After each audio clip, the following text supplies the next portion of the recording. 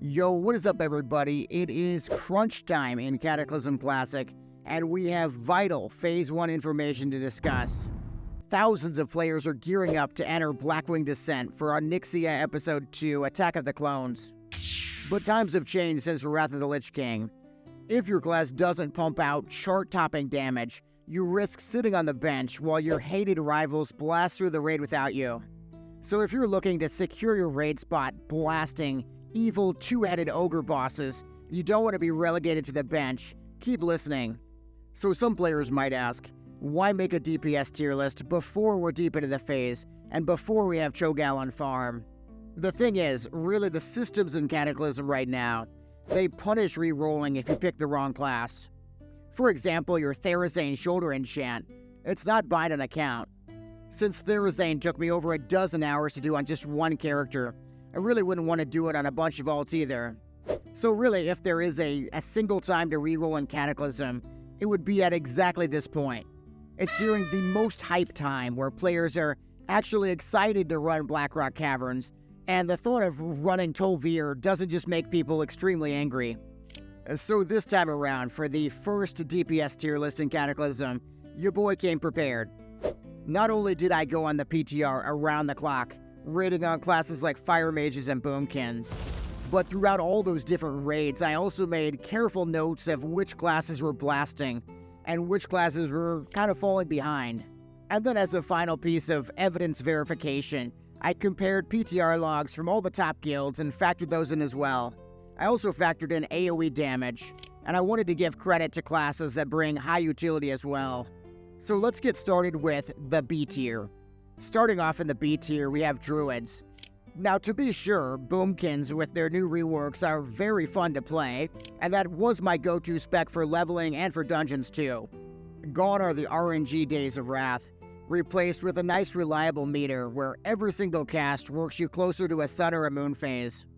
But that stability does come at a cost though, because your single target damage is unfortunately sort of middle of the pack. Meanwhile, Feral Druids are doomed to obscurity as well, forever brought to raids for their off-tanking and their utility, but also forever invisible on the meters too.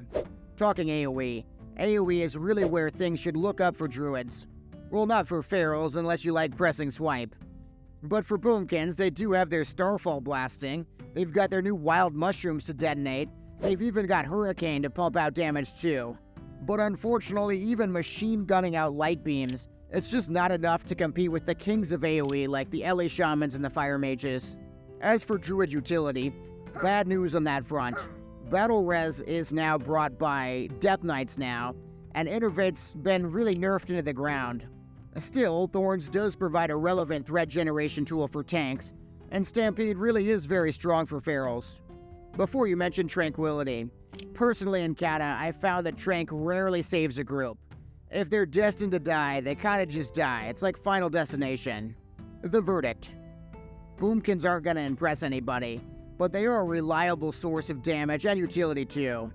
And Ferals have some of the highest utility in the game, especially with their ability to off-tank when needed.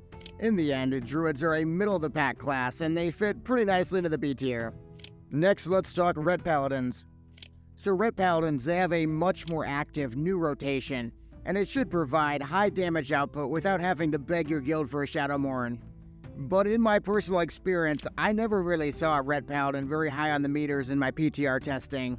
It could have just been that I was playing with undergeared Paladins, but in an unlucky twist of fate, the Red Paladin DPS sim is actually the only one not working right now as well. So for launch, I'm going with my own personal experience, which is to say that Rets are going to be between the low to middle of the pack in terms of DPS. So for AoE, Rets are still bringing very good AoE to the table, particularly the Divine Storm and the Consecration, and their Seals of Command talent as well. But all those multi-target fights, they're going to be much worse than, say, a Shadow Priest like we just talked about. So Rets are really the kings of utility, and it's the reason you bring them. Their Rebuke Interrupt, their 3% damage buff, of course they're kings in might as well. The verdict. Red Paladins are going to have a spot in any 25-man, most 10-mans as well. Reds go in the way upper B tier. Starting off the A tier, we have Priest. I know you want me to tell you that Shadow Priests are going to be topping the meters in Blackwing Descent. After all, they've got their new abilities like Archangel, the new Shadow Orb that's a new RNG mechanic to amp up your DPS. But in the end, Shadow Priests usually hover around the 6 to 8 range in terms of DPS, and they've got a chance to move up whenever multi-dotting comes into play. As for AoE, Shadow Priests are still one of the kings of multi-dotting, and with 2 or 3 targets, Shadow Priests really do start to shine. But when you get into those really big pulls, the Mindseer just can't keep pace with classes like Fire Mages. Talking Priest utility, Shadow Priest utility will definitely guarantee them a raid spot for life, and it's not just because they offer replenishment either. That 5% spell haste is just pretty hard to find anywhere else, particularly for 10-mans, and we really can't rate Divine Hymn and Hymn of Hope highly enough. These are 2 completely irreplaceable CDs that definitely help to carry difficult raid encounters. The Verdict. Shadow Priests provide so much utility that they practically force themselves into a raid spot in 25-mans, and even most 10-mans as well. In a rare case for Cataclysm, their utility is actually so strong that their middle-of-the-pack DPS simply just doesn't matter. Shadow Priests fit nicely into the A tier. Talking rogues in Cata get a real treat, and that is PvE viability with all 3 specs finally. That being said, still mostly only saw Assassination in my PTR sessions. Now, Sims might put all 3 specs near the top in terms of DPS, but first, I don't expect to see a sub-rogue anytime soon, at least for a few phases. And second, in my own personal experience, rogues were closer to 6 to 10 on most fights. So for AoE, I know we all love Fan of Knives, to be sure, but combat rogues are really insane with their Blade Flurry Cleave too. Now for utility, the 3 different rogue specs, they bring different but equally replaceable buffs to the raid, like 4% physical damage. And of course you've got your kick, your exposed armor, all your favorite rogue abilities. The Verdict. Hey, you've got 3 viable specs to choose from. It's a pretty great expansion to be playing rogue, and not just for the legendary weapons either. Rogues get a nice spot in the A tier. Also in the A tier, we have the Warrior. So the new arms rotation is quite different. You've got abilities like Colossus Smash, buffs like Inner Rage, but you are still absolutely ripping through mobs. Arms does so much damage that it completely pushes Fury to the side. It really becomes the dominant warrior spec of Cataclysm. Talking AoE, which has always been such a strong point for warriors, it's no different here with Sweeping Strikes, Whirlwind, Cleave. Arms warriors have all the tools to top the AoE damage meters, and they're definitely going to. As for utility, in typical Cata fashion, your utility just kind of overlaps with 4 other classes. Sure, you've got standouts like Pummel for interrupts, and you've got Taunt to save potential trash wipes. But ultimately, warriors are just not really being brought for utility. The Verdict. Arms warriors rip through the damage meters for both single target and AoE damage. Their low utility really doesn't matter, because this is an expansion maximizing damage. Because of that, warriors go in the A tier. Also in the A tier, we have Warlock. So some of the highest damage blasters I played with on the PTR, they were Warlocks, particularly Demonology. One of the new reasons for that is the Demon Soul buff, and it even introduces Pet Twisting to maximize damage. Affliction, meanwhile, gets Soul Swap, making them very, very good on 2-target fights. Trust me, Cataclysm has a lot of those fights. As for AoE, Demo Locks have huge AoE with their Fellstorm from the Felguard, the Shadow Flame, the Hellfire. Meanwhile, Affliction Locks, they get to spam Seed of Corruption. So talking Warlock utility, Shadow and Flame, the 5% crit bonus, can only be brought by Warlocks or Mages, and so that instantly makes Warlocks into utility gods. Uniquely as well though, they can bring Hellstones to the table, and that makes Warlocks almost irreplaceable for 10-mans. The Verdict. So top tier damage, rare buffs. Really, Warlocks are essential for both 10 and 25-mans. Compared to the kings of the S tier though, Warlocks are just a very small amount behind, and ultimately they go in the A tier. So starting off the S tier, we have Death Knights. Particularly Unholy DKs.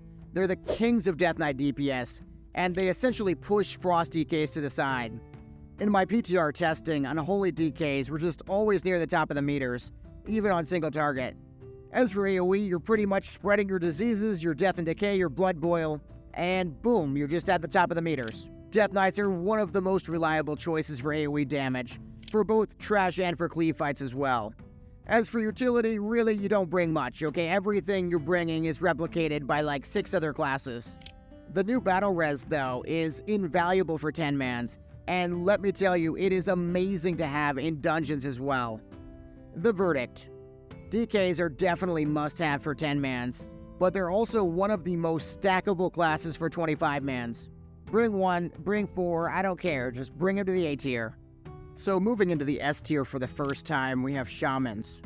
If there's one class that out-DPS'd me consistently in Cataclysm raids, it was definitely the Shaman. This is made so much more frustrating by the fact that Ellie Shaman is far and away the easiest rotation in the game. Alongside your totems and your buffs like your Lightning Shield, really it's just Flame Shock, Lightning Bolt, Lava Burst. When the button lights up, you press Earth Shock. Another really annoying thing about Ellie Shamans is that they'll typically sneak up on you and pass you last minute in the burn phase, because they have all these really strong cooldowns like Fire Ellie Totem. As for the Enhanced Shaman debate, it's just kind of hard to justify bringing the lower DPS spec. It's similar to the Fury versus Arms debate. As for AoE, Ellie Shamans have this awesome toolkit, particularly the Chain Lightning hits so hard you'll routinely see these Ellie Shamans just jumping up in the meters. When I was playing my Fire Mage, it was just so annoying because I'd feel like I'm playing flawlessly, and then I use all my cooldowns, I look up, the Ellie Shaman's just right ahead of me again. Talking utility though, as with most other Cata classes, your buffs just kind of overlap, and now your biggest utility in Bloodlust can be brought by other classes like mages. One exception though is Elemental Oath. That is certainly something that is possibly going to be missing in your next 10-man. Might be a cop-out to say this, but really your utility comes from your massive reliable damage, and also your Wind Shear Interrupt as well. The verdict. Shamans are so easy, the damage is so good, you're going to see a lot of pug raids stacking, more than a few of them. If you want to top the meters while you're playing your bed from a laptop, there really is no better choice, and as a result, Shamans go firmly into the S tier. Next up, we've got to talk about Hunters. There really is only one Hunter spec I saw in all of my hours of slaying Cho'Gall and Onyxia. But while those MM Hunters are going to be doing an exit stage left in Cataclysm, there is still hope for BM Hunters, so stay tuned. But really, the only spec I saw in all of those PTR sessions, it was Survival Hunter. Really, the only real downside to Survival Hunter I could find is that their passive sniper training, it rewards being stationary so much throughout the fight that you're never going to reach the highs that the simulators say you're going to. Jumping into AoE, it feels like deja vu for Season of Discovery. You've got your Explosive Shot, your Multi-Shot, Explosive Trap. It's so similar that maybe I'm thinking Blizzard made Season of Discovery to trick us into playing Cataclysm. I don't know what you guys think about that, just a little bit of a conspiracy. As with seemingly every other version of the game, you also get your Ice Trap, and that's going to very much help on some fights to prevent your healer, which is me, from getting completely ravaged. Just a minute ago, I was talking about how BM Hunters still have a place in this game as well. BM Hunters can actually bring pretty much any raid buff in the whole game. Things like Bloodlust, Blessing of Kings. I could easily see a very desperate 25-man adding a BM Hunter, even though they do a lot less damage than Survival. The verdict. With a relatively easy rotation, reliable chart-topping damage for both single target and AoE, Hunters really are the foundation of any serious heroic raid, and that means they go directly in the S tier. Rounding out the kings of DPS, we have the Mage. So for single target, there is simply no more fun or overpowered class than Fire Mage in Phase 1. Man, Combustion feels amazing and Hot Streak feels even better. Fire Mages are so strong that they completely edge Arcane Mages out entirely. So talking AoE, Combustion spreading with Fire Blast Impact is incredible damage. And of course Living Bomb is always great. A word of caution here though, I was not always top damage on Fire Mage. It's cooldown reliant, it's RNG reliant. Don't be surprised if that Ellie Shaman takes your top spot. It's kind of hit or miss. So talking utility, the mages are bringing critical mass, and they're one of the only 2 classes to bring it, so that's already just a huge bonus. I didn't forget either that they also bring Bloodlust, so yeah, mages are pretty great on utility. The verdict. They're stackable, they're awesome at everything. They're the kings of DPS in Phase 1, you really can't argue it. They are really the ultimate S-tier class. So we've gone through a journey from the worst to the best DPS in Cataclysm Phase 1. We must now go forth into a new Azeroth filled with fire mages, Ellie shamans, survival hunters. I can only humbly thank you for watching, and ask you to subscribe before we drown in extremely angry comments from enhancement shamans. But before I do that drowning, I've gotta ask which class you think really deserves a buff in Phase 1. I mean, after all, Blizzard has admitted they're going to be doing quite a bit of class tuning in the next couple months. Click the screen right now to see everything Blizzard promises to change in the future in Cataclysm Classic.